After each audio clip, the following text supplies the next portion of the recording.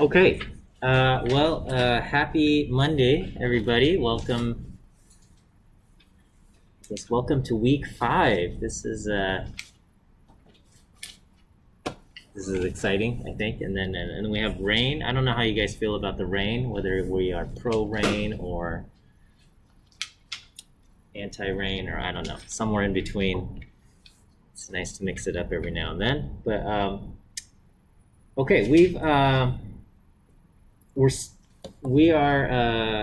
kind of in our course. Let me address homework 3. Sorry, I haven't posted a homework 3. I haven't posted any data camp stuff this week. I will probably post a homework 3, and maybe I'll give you a break from data camp for a week. I think that's okay, right? You guys are all in agreement, of course. And what I want you guys to do is I want you to start meeting with your groups, okay? I think everybody's in a group now. If you weren't in a group, I started assigning you to a group. I want you guys to, in earnest, search for a data set that you're going to work with, okay? And when you look for a data set, I want you to start asking, what kind of questions can I ask with this data set? Like what kind of questions can this data set answer? And use that, okay? And if you can't come up with any good questions, like questions that that somebody would want to know, or maybe, and it doesn't have to be like this is like gonna answer the questions of the universe, but just something like, okay, that's an interesting thing that we can find, then great, okay? But if it's kind of just like, oh, here's a data set, and let's count how many exist in each category, okay? That's not an interesting question, right? It's not, if you were to say, hey, my data set is the text of all of Shakespeare's works, and we're going to count, I don't know, the number of times he says prince or something, that's not that useful, okay? Unless it becomes more useful if, I don't know, if you have a premise about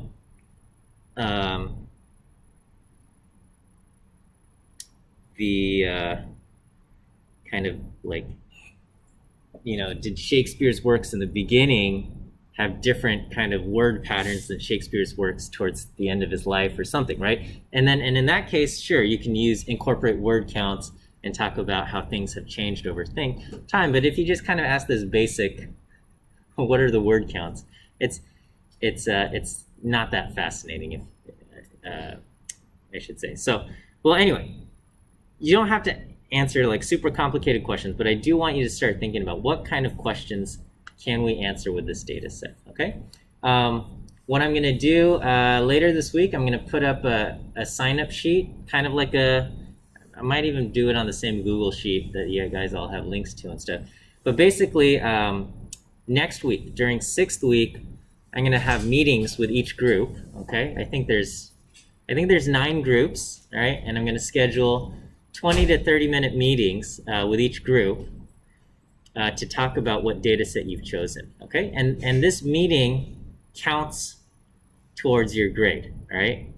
So this is the project proposal meeting, okay? And so I want you guys to come in prepared, and I'll give you more details. I think we'll go over the rubric, so just exactly what you can expect during kind of our 20 to 30-minute meeting, where you will present to me a data set, present to me what ideas you have in mind, and I'll ask you questions to kind of make sure that you've thought about these things thoroughly, that you're able to answer.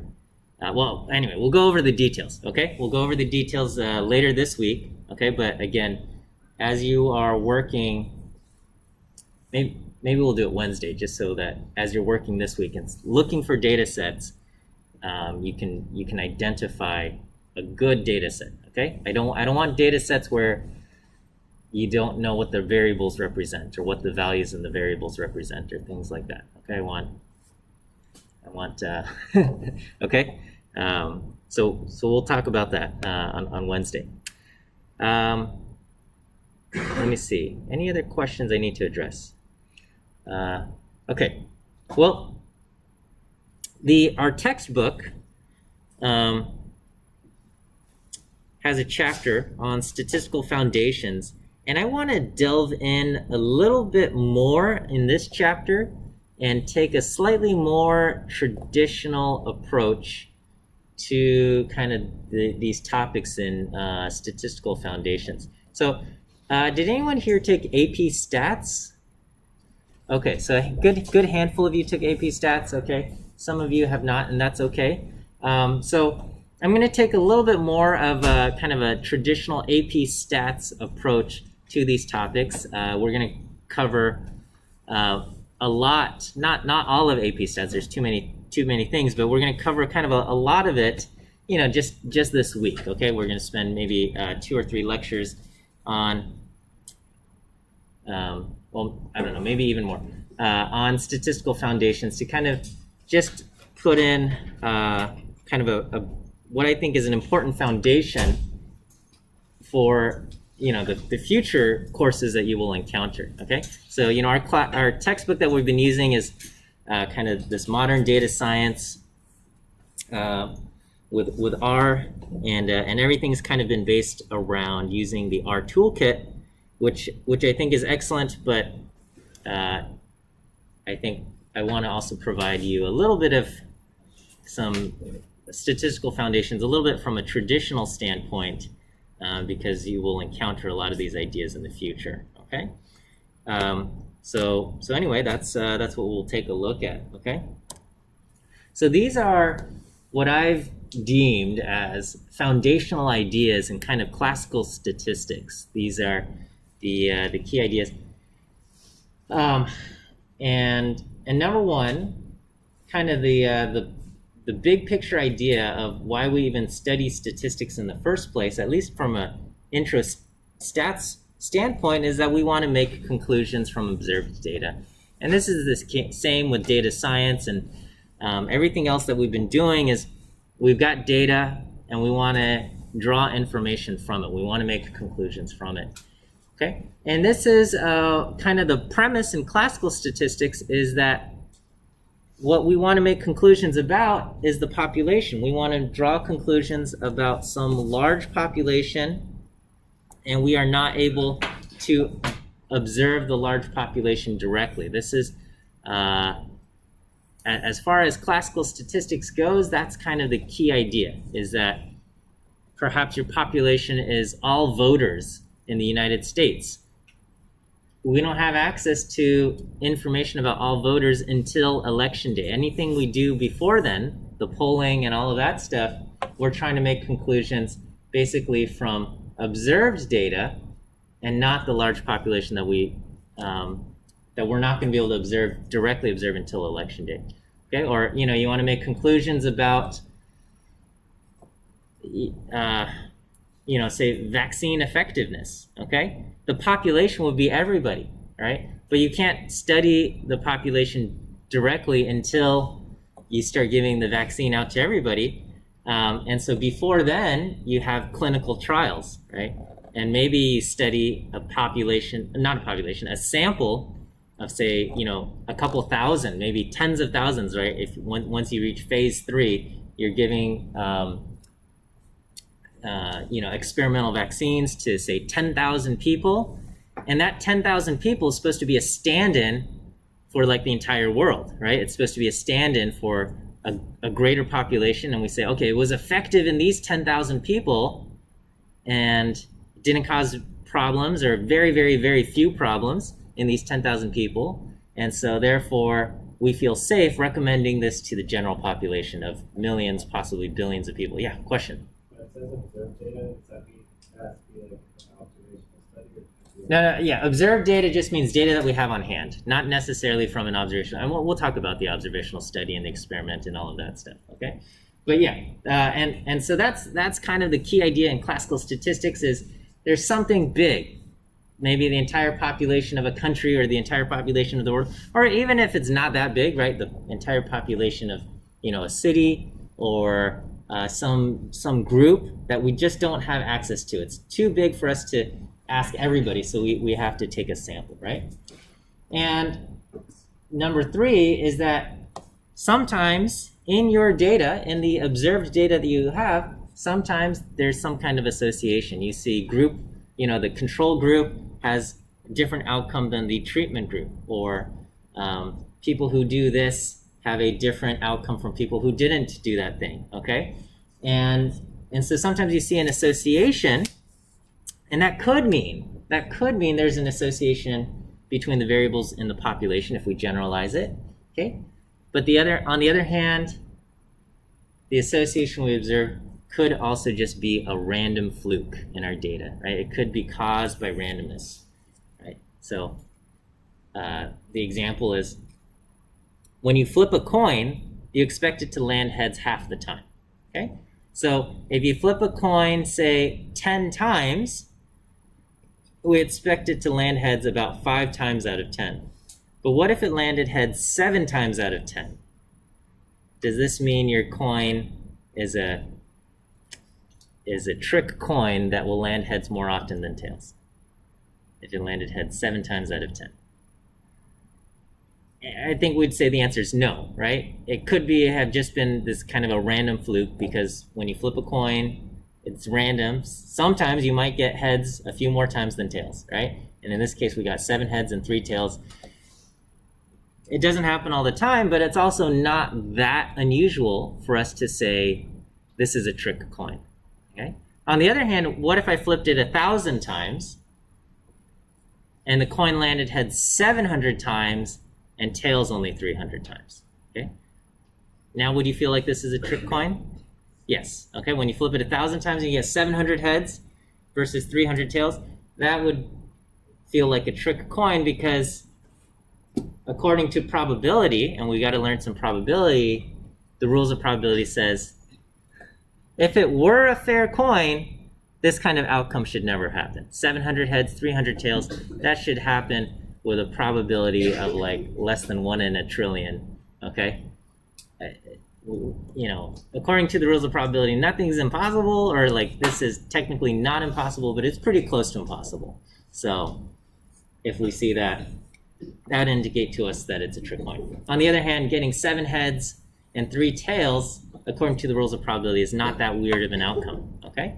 It doesn't happen all the time, but it's not that weird of an outcome. So we got to learn some probability, and we'll cover a little bit of probability as well, okay? All right, so we can make conclusions from observed data, and so, I just wrote this. Subject of statistics is all about making conclusions from observed data. We're living in the golden age of data, at the same time maybe a privacy dark age, and everybody is taking data, trying to get data, and that's because when we use data to make conclusions, these conclusions are more reliable than just going off of gut feeling or tradition or intuition or something like that, okay?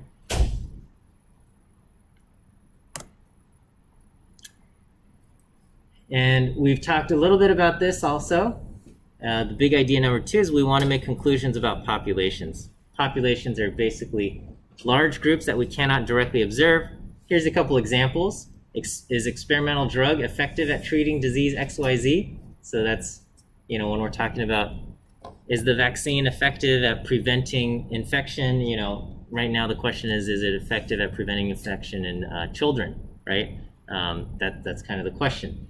And so the population there would be all children that, between ages 5 and 11 or whatever age group that they're testing on, right?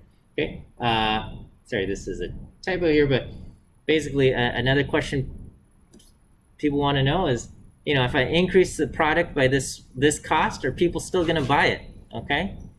The other day I took a survey and they said, hey, if we increase the price of tacos, will you still buy these tacos at Del Taco?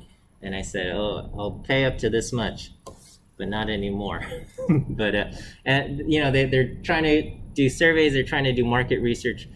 Obviously, companies want to charge as much as they can for the product, but they also know if they bump up the cost, fewer people will buy it, right? So certain things people are just going to buy no matter what, like gasoline, right? That prices go up and down in gasoline.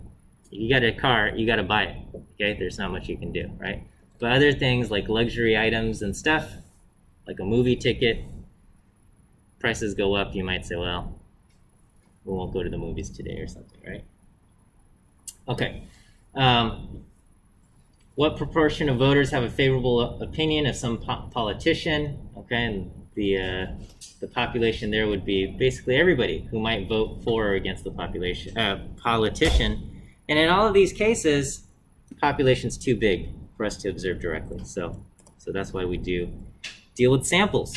Okay, let me go ahead and give you your first view quiz answer. Today's first view quiz answer is the letter D. D as in dog. D as in dog is our first view quiz answer for today. Okay. And so what we do, instead of studying the population directly, we select a sample and we use the sample, and we're hoping the sample is representative of the population, and we record information about the people in our sample. This is our observed data. Based on what we see in the sample, we try to make conclusions about the population. So just an example, if we're talking about the disease, the population's everyone with the disease, maybe, and generally, we don't even know who has the disease, right? There's a lot of people who aren't even aware if they have some disease or not, okay? And this could be anything, whether it's like a cancer or an infectious disease, who knows, okay? Instead, we deal with a sample of volunteers, okay? And, when you get a sample of volunteers, it's not going to be a random sample, but you're hoping that your sample is representative of the population, at least similar looking to the general population. It might not be, because your sample, if you have volunteers, generally you'll identify your volunteers because they came to a doctor and talked to, maybe went to the hospital or talked to a doctor. So automatically these are people who have access to health care, which might, not necessarily representative of the entire population, because maybe not everybody has access to health care and things like that. So different, just things that we might not even be fully cognizant of could affect whether or not our sample is representative of the population. But anyway, perhaps in our sample we find that people who take the experimental drug recover at a higher rate than those who did not take the experimental drug. And so the question now is, does our data support the idea that the experimental drug would be effective in the population? Or is it possible that the results we saw is just a random fluke? Is it just a random fluke where the people who took the experimental drug ended up doing better? Okay. We have to talk about sampling. Sampling is the process of basically gathering our sample. And what we want our sample, the group that we're observing, to look like the population. That's what it means to be representative. Okay. I think sometimes we'll see these posts like, if the world was a village of 100 people, I don't know if you've seen these things, right? It's like, if the world was a village of 100 people, like 40 of them would be Asian, and this percentage of people would make this much money, and things like that. 80 people would have, I don't know, access to this. 12 people would not have toilets or something. I don't know. I'm making up numbers. I have no idea. So that's kind of what we want. We want we want our sample to be like a miniature version of the population. And if it's not, a sample that is not representative is said to be biased. So it's possible that you selected too many or too few from a particular racial group or something, and you just have to be aware of that. Okay. So for example, and it might not even be like some malicious thing. It could just be, the study, there may be a medical study was done in China, okay? And so the people who participated in the study are Chinese citizens, okay? And And that's just because the study was performed in another country. And we could say, well, maybe these people are representative of the world in terms of, as with regards to, health outcomes, and therefore we can generalize. It's also possible that there are significant differences between the people in the study. There's generally going to be differences in things like a diet, okay, that may or may not have an impact on some of these outcomes, right? And so there could be outcomes associated with certain, cultural differences or just ethnic differences. Who knows? Okay. And so, just because something happened in one area doesn't necessarily mean the exact same thing will happen somewhere else. It could also be that, maybe it does, right? So it's hard to know until you actually gather data from, the population of interest, right? And so we just have to be aware, okay? Okay. One method that should produce a representative sample of your population is if you are able to perform simple random sampling with the population. It's not guaranteed to produce a representative sample, but we hope that it can, okay? And so a simple random sample begins with what we call a sampling frame. The sampling frame, in the ideal scenario, is a list of all individuals in the population. And in almost all practical cases, this is not possible to do practically, right? If I said, let's say we wanted to do a survey of people living in Los Angeles County, okay, some kind of study. Can we get a sampling frame, a list of all individuals living in Los Angeles County? It's practically impossible, okay? Practically impossible because, I don't know. I don't even know how we would go about doing this, right? Like, how would we find, there's going to be a lot of people who don't have permanent addresses. We might say, okay, maybe we can go to government records. We can check, there's going to be people who don't have mailing addresses, people who maybe recently moved into Los Angeles County and haven't told anyone, as far as in some official capacity that they're living here, right? Like, I don't know, when you change your address, you're supposed to inform the DMV. And I don't even know if everybody even has like a driver's license or something on record with the DMV. Maybe UCLA knows you're here, but does anybody else know you're here? I don't know, right? I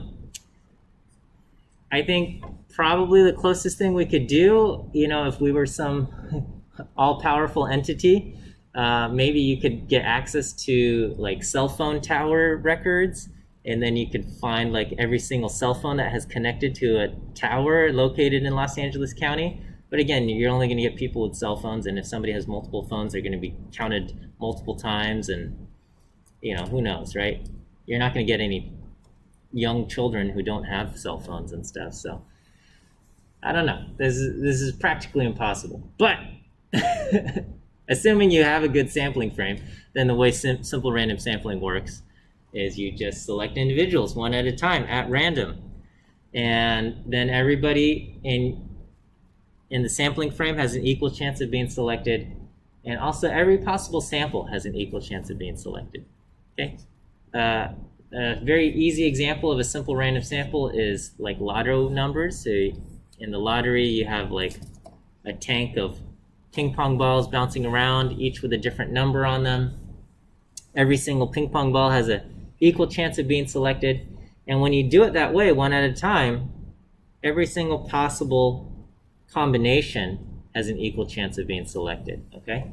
And so the exact outcome, and this is kind of mind-blowing sometimes if you think about it, is that this exact outcome, 1, 2, 3, 4, 5, 6, has the exact same probability of this exact outcome, 9, 12, 23, 31, 47, 52. Even though this feels like something like this should happen more often, this exact outcome has the same probability as this exact outcome, just getting that exact combination of numbers. Most likely, neither of these things are going to happen, and you're going to get just some random accumulation of numbers that don't look like there's much of a pattern, but that's what you're going to get, okay?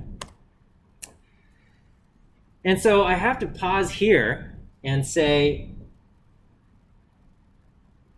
all of these classical statistic methods really rely on this concept of simple random sampling, okay? A lot of times, you know, in Wednesday's lecture, we'll talk about the sampling distribution and basically the implications there and the central limit theorem. A lot of those things depend on the concept that we have a random sample, right? And so that having a random sample is very important as far as classical statistics goes.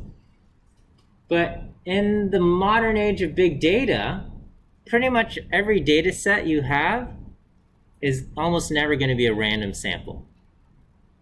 Because I wouldn't know how you would get a random sample for a lot of these things, okay?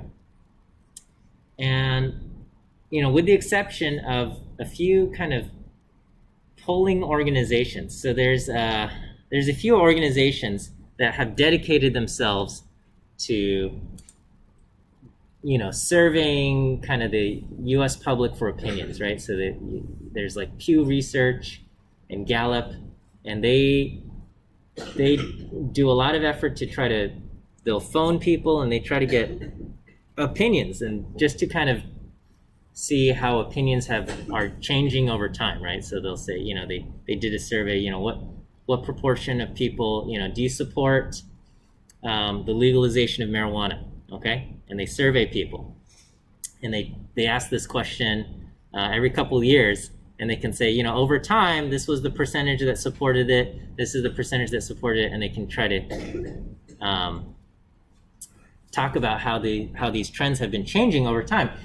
And they are working very hard to get a random sample, okay? And they work very hard to get something that's representative of the US, okay? But other than those organizations, a lot of the time you will not be working with a random sample. And so when you think about, can I generalize my conclusions to the population, you really have to ask yourself, what group is my data representative of?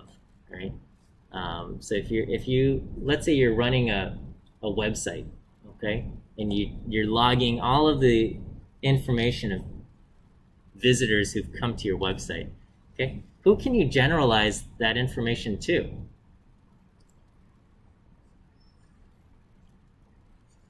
It's hard to generalize, okay? You just basically you can generalize to visitors of your website at best. And you know, if you only gather data during a certain month, and depending on what your website does, you know, you may only be able to generalize to visitors during that month or something like that, right? Like if you run some kind of novelty store that sells holiday themed items, okay, maybe the people who visit your website during Halloween in October is going to be different from the people who visit your website during, say, you know, spring, and you sell Easter products and things like that. So who knows how you can generalize your stuff. So, you know, be mindful of that, okay? But let's talk about how we can gather data. I'm gonna, okay, we'll see how far we get. I'm on slide 11 out of 60, so and it's 9:30, so we're gonna have to do some adjusting here. We can talk about our sources of data. We've got anecdotes, observational studies, controlled experiments, and these are kind of the general categories that we talk about when talking about introductory statistics. And so anecdotal evidence, I don't know, in AP Stats, did you guys talk about anecdotal evidence? Okay, and basically was the conclusion like we can't do anything with anecdotal evidence? Okay. Yeah, so anecdotes, they're useful, right? We have customer reviews, okay? before I buy a product, I always go on Amazon and I see what people have to say about the product, right? And then before I check out a restaurant, I'll go on Yelp and I'll go on Google and read what reviews people have to say. But then I also know, like, okay, the person who left the 1-star review on Yelp, that's not going to mean like I'm going to have a terrible time at the restaurant. But I just go, okay, what are some of the issues that they've had? And if it's something like, oh, the waiter was rude to me, I don't mind. But if it's kind of like, I found a toenail in my soup, I'm gonna be like, all right, maybe I don't want to go to this restaurant, right? So we read these things and we read about experiences, and we have to kind of, we use our own brain and our own experience and our own kind of judgment to decide how much we're going to factor. But as far as like a statistical analysis, it's really hard to do, right? What do you trust? The product with 4.3 stars and 1,000 reviews on Amazon, or the product with 4.8 stars and 12 reviews on Amazon, right? And it's like, I don't know, okay? And we don't have a ton of statistical tools, and Amazon's also suffering from this problem where people are getting paid to write fake reviews, and I think they're trying to combat this, but it's hard, right? There's always an arms race between people trying to do shady things and people, the organization trying to stop it, and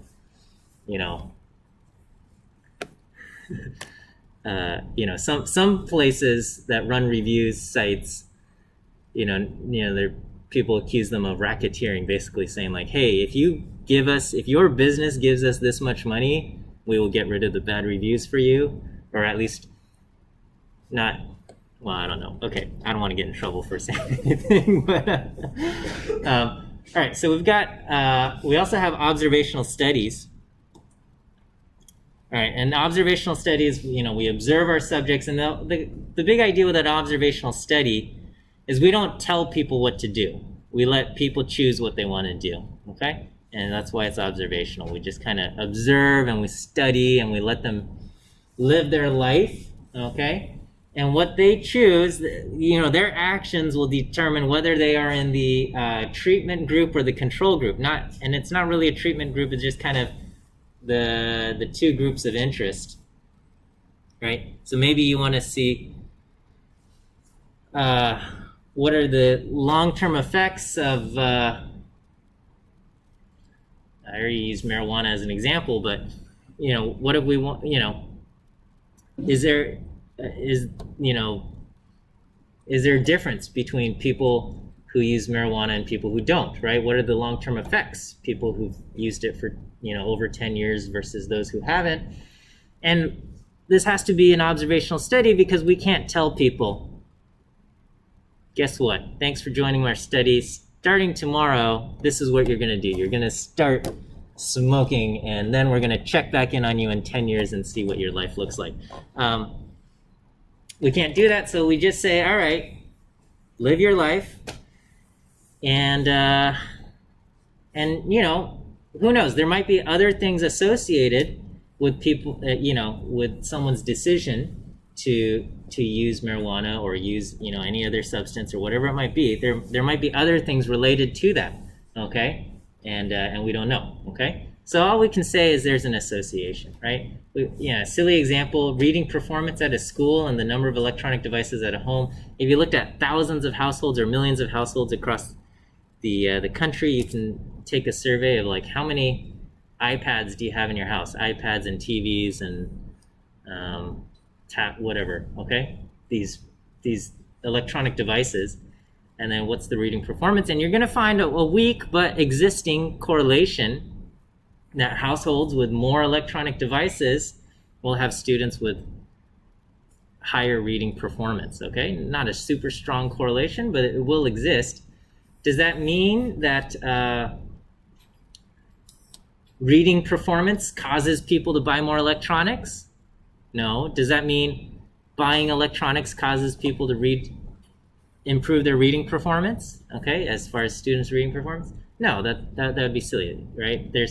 There's other variables at play, such as access to wealth, and that could then drive access to better funded schools or more resources for improving reading and things like that, and also fuels number of electronic devices and things like that. But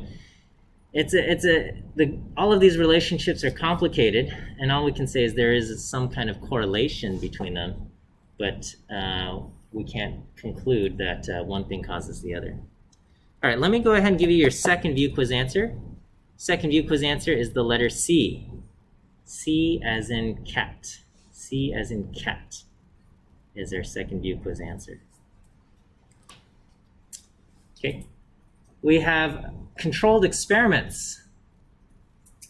The controlled experiment is where the researcher tells their subjects or assigns the subject into a treatment group or a control group. And so this is important for kind of medical studies because, you know, it's been very well documented that a placebo effect exists. And so if you want to see, is some medication effective, you don't want to just have two groups where one group gets no medication and one group gets the medication and things like that. You want to have one group gets the placebo, one group gets the medication, and you don't let the participant know whether they are in the placebo group or the medication group.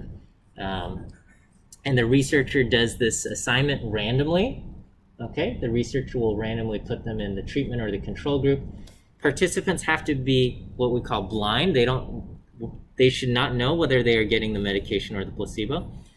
And in a lot of cases, somebody needs to do an evaluation, and the person making the evaluation also needs to be blind to which group they're in, right? So if it's something like measuring someone's weight or blood pressure, that's easy. You just hook them up to the machine, you have them stand on a scale, and the machine spits out a number, the scale spits out a number.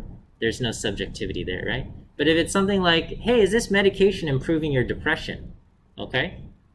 You have to talk to a therapist or a psychologist, and they have to do an evaluation. They have to say, oh, okay, your depression is improving, or it's not improving, or something like that, right? So, and how do they determine that? Okay, it's they might ask you a series of questions. There's a little bit of subjectivity. We've tried to,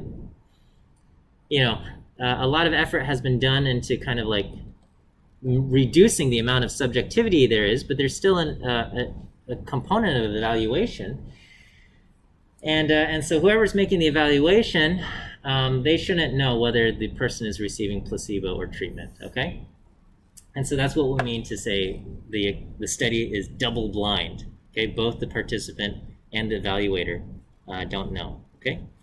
And then if we do see a difference in the outcomes, the people who in the treatment group and the people in the control group have different outcomes, we can then attribute that difference to the fact that one got the treatment and one got the control. And we can say that because everything else at the beginning of the study, we just randomized everybody. There's no reason why this group or this group should have different outcomes other than the fact that this group got the treatment and this group got the control or placebo. That's the only real appreciable difference between these two groups. Then that's got to be the reason why we are seeing a difference, okay? Everything else about these two groups, we've tried to keep the same. All right, so we got to talk about probability, right? So, we talked about gathering our data and sources of data, and usually in your traditional statistics course, you spend a whole chapter on, or a few weeks on descriptive statistics, calculating the mean and the standard deviation and making graphs and charts. But we've already done a lot of that stuff with R. We've covered summarizing your data and making charts. And so we'll delve into probability, and the reason why we have to learn probability in every kind of statistics course is that we need to be able to distinguish between what was a random fluke and what is something that actually exists in our data. And probability is all about understanding what random looks like, what randomness looks like. And so I want to just establish a few basic ideas of random variables and probability distributions. And your future courses, if you are pursuing data theory or statistics or whatever it might be, you will definitely have to discuss random variables, okay? And you're going to approach this from a mathematically rigorous way, okay? But basically, what we have is a probability distribution, and that's usually a mathematical way, but at its heart, it describes the probabilities of each outcome that a random variable can take, right? So the random variable can have this outcome, and we say, hey, this is the probability of getting this outcome, okay?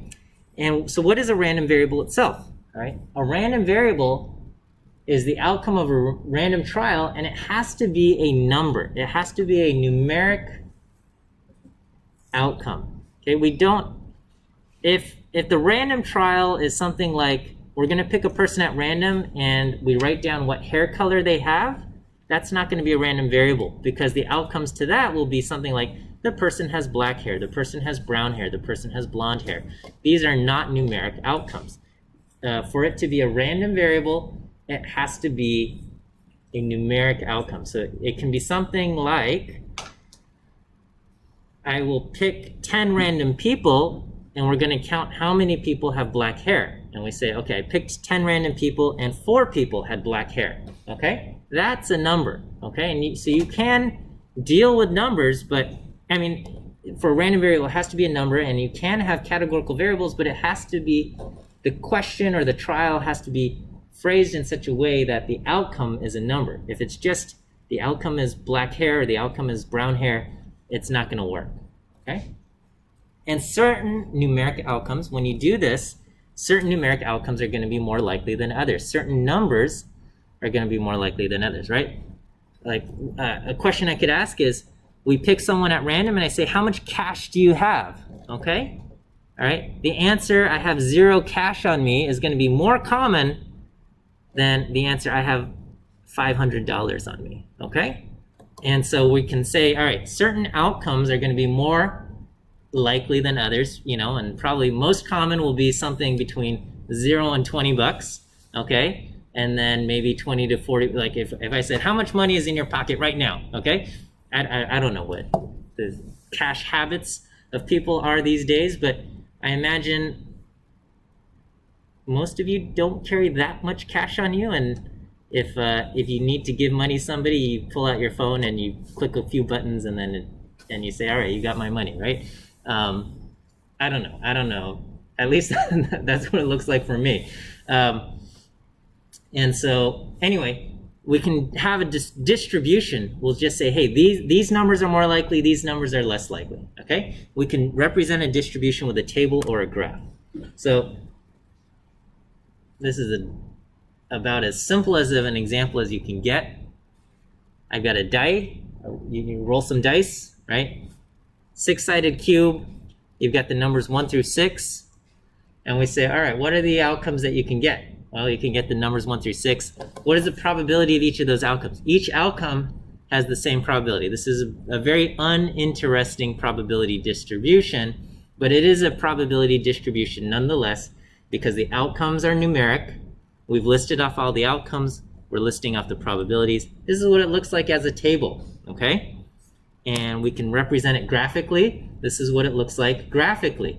And you have little lines at each number, and each number has the same height of 16.1666667 or whatever it is, okay? And basically, you cannot roll a 5.3 or a 5.1, and so there's no value there, okay? If we're doing something like a coin flip, okay, again, a coin flip will land heads or tails. That cannot be a random variable by itself. You can't say coin, the flip landed heads or the flip landed tails. You have to make it a random variable, you have to turn it into a number. And so a common thing you can do is, if you have some kind of outcome, you can just turn one of the outcomes into a 0 and the other outcome into a 1, and this works. This works as a probability distribution now. So you can say, So you can kind of translate this into how many heads appeared. How many heads appeared after one coin flip? Okay. Well, if it landed tails, heads appeared 0 times. If it landed heads, it appeared 1 time. Okay. Now it's a random variable. So rather than asking, did it land heads or tails, you ask how many heads appeared, and now you have a random variable. Okay. And again, we'll coin flip 0.5, 0.5, not that interesting, and this is kind of the plot. 0 has a probability of 0.5, 1 has a probability of 0.5. To make it just a touch more interesting, we could say, let's flip the coin 2 times. Let's flip the coin 2 times, and we ask, how many times did it land heads? Okay? Well, you can go, those are the outcomes. Heads, heads, heads, tails, tails, heads, tails, tails.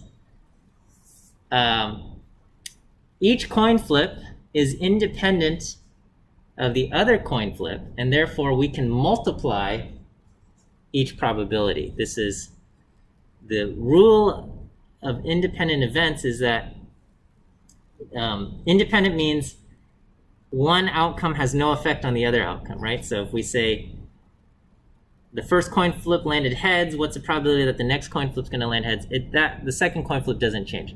If something is not independent, then the outcome of the first event will affect what happens on the second event, okay? So for example, we could ask, was it raining today?